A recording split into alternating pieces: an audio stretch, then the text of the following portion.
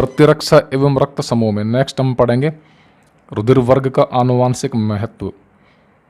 इस पर एक क्वेश्चन है, एबीओ रुधिर वर्ग को नियंत्रित करने वाले जीन पर कितने विकल्पी पाए जाते हैं, कितने एलील पाए जाते हैं, इनसे कितने जीनोटाइप या जीन प्रारूप संभव हैं, इनके नाम लिखिए।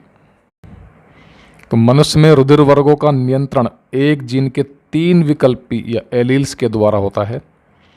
इन विकल्पी को IA, IB तथा IO या I0 कह सकते हो से प्रदर्शित किया जाता है।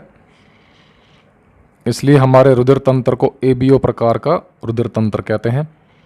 विकल्पी IA से एंटीजन A तथा IB से एंटीजन B उत्पन्न होते हैं, जबकि विकल्पी IO या I0 से कोई एंटीजन उत्पन्न नहीं होता, अर्थात अप्रभावी होता है।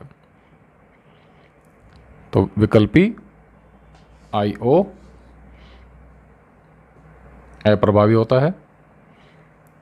विकल्पी की उपस्थिति के आधार पर मनुष्यों में 6 प्रकार के जीनोटाइप पाए जाते हैं। रुधिर वर्ग A के लिए 2 प्रकार के जीनोटाइप होंगे, एक तो संयुग्मजी IA, IA, दूसरा होगा विषमयुग्मजी IA, IO। तो जिसका जीनोटाइप IA, IA होगा, संयुग्मजी होगा, उसका ब्लड ग्रुप कैसा होगा, A होगा, और जिसका IA और IO होगा उसका क्या होगा, उसका भी ब्लड ग्रुप A होगा। रुधिर वर्ग B के लिए भी 2 जीनोटाइप होंगे, IB, IB संयुग्मजी और IB, I0 या IO। रुधिर वर्ग O के लिए एक जीनोटाइप होगा, IO, IO। तो ये होता है संयुग्मजी अप्रभावी जीन क्रिया का परिणाम, संयुग्मजी अप्रभावी। और रुधिर वर्ग AB के लिए एक ही जीनोटाइप होता है, IA, IB। तो टोटल 6 प्रकार के जीनोटाइप हो गए, संयुग्मजी IA, संयुग्मजी IB, संयुग्मजी IO और विषमयुग्मजी IA, I0, IB, I0 और IA, IB। उसके बाद नेक्स्ट हम पढ़ेंगे पैतृकता संबंधी विवादों को हल करने में रुधिर वर्गों की भूमिका। इस पर क्वेश्चन आ सकता है कि पैतृकता संबंधी विवादों को हल करने में रुधिर वर्गों की भूमिका को एक उदाहरण देकर समझाइए तथा आवश्यक आरेख बनाइए। तो इसको एक क्वेश्चन के माध्यम से समझेंगे। माना कि एक शिशु जिस पर 2 दंपति, 2 कपल अपना अधिकार जता रहे हैं, शिशु एक है लेकिन पेरेंट 2 हैं, दोनों शिशु को अपना बता रहे हैं। तो एक शिशु जिस पर 2 दंपति अपना अधिकार जता रहे हैं का रुधिर वर्ग B है, शिशु का ब्लड ग्रुप क्या है, B है। एक दंपति में पुरुष का रुधिर वर्ग है O,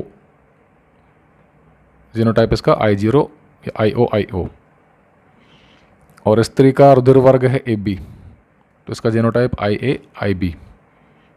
दूसरे दंपति में पुरुष का तो है A, संयुग्मजी IA, IA, और स्त्री का है B, कौन सा, IB, I0 विषमयुग्मजी। तो इस स्थिति में शिशु के रुधिर वर्ग की निम्न संभावनाएं होंगी। तो पहले दंपति में पुरुष का ब्लड ग्रुप है O, तो उसका जीनोटाइप है IO, IO, और स्त्री का ब्लड ग्रुप है AB, उसका जीनोटाइप IA, IB होगा। तो इसमें क्या होगा, अर्धसूत्री विभाजन होगा और युग्मक बनेंगे। तो इससे कौन से बनेंगे युग्मक, I0, I0 या IO, IO। इससे बनेंगे IA और IB बनेंगे, ये दोनों सेपरेट हो जाएंगे, पृथक पृथक हो जाएंगे युग्मक, पढ़ा होगा जेनेटिक्स में। अब एक तरफ हमने ले लिया I0, I0 और ऊपर ले लिया IA, IB। IO और IA क्या बनाएंगे, IA, IO, और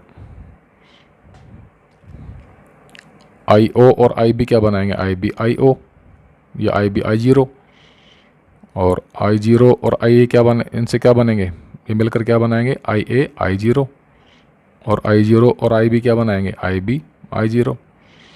तो ये ब्लड ग्रुप क्या होगा, इसका ब्लड ग्रुप होगा ए, जिसका जीनोटाइप IA या IA I0 होता है, उसका ब्लड ग्रुप ए होता है।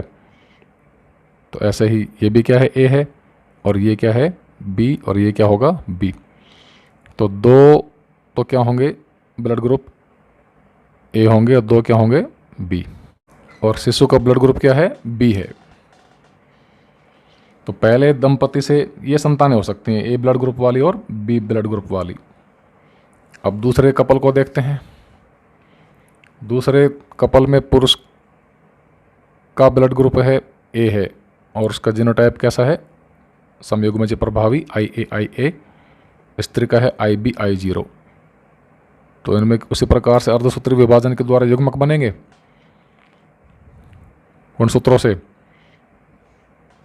तो IA और IA सेपरेट होकर क्या बनाएंगे, IAIA बनाएंगे युग्मक, और इससे क्या बनेगा, IBI0। इनको चेकर बोर्ड की तरह लिख लेंगे, एक तरफ IAIA ले लेंगे और एक तरफ ले लेंगे IBI0 ले लेंगे। इनको मिलाएंगे तो क्या बनेंगे, IAIB, और इससे क्या बनेंगे, IAI0।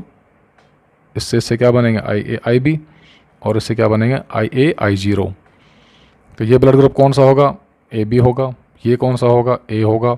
ये कौन सा होगा, AB होगा। ये कौन सा होगा, A होगा। इस दंपति से कौन से ब्लड ग्रुप की संतानें पैदा हो सकती हैं, ब्लड ग्रुप AB वाली, A वाली, AB वाली, A वाले। दो तो हैं इसमें, यानी AB वाली और A वाली संतान ही इनसे उत्पन्न हो सकती हैं। B ब्लड ग्रुप वाली संतान इनके नहीं हो सकती। अर्थात जो पहले दंपति हैं, फर्स्ट दंपति थे, वही शिशु के वास्तविक माता पिता हैं। ये झूठ बोल रहे हैं सेकंड दंपति। उसके बाद है अंगदान व देहदान। 13 अगस्त को अंगदान दिवस मनाया जाता है। अंगदान क्यों किया जाता है, किसी व्यक्ति में कोई पार्ट खराब हो जाता है, कोई अंग खराब हो जाता है, और दूसरा व्यक्ति मरने वाला होता है, कुछ ही क्षणों का उसका जीवन शेष रहता है, तो उस समय व्यक्ति अपने अंगों को मृत्यु के पश्चात दान कर देता है। और कुछ लोग मृत्यु के पश्चात अपनी पूरी बॉडी दान कर देते हैं, ताकि हॉस्पिटल में, मेडिकल कॉलेज में स्टूडेंट उन पर रिसर्च कर सकें। बाकी इसको तुम बुक से पढ़ लेना। ये हो गया चैप्टर 4 कंप्लीट।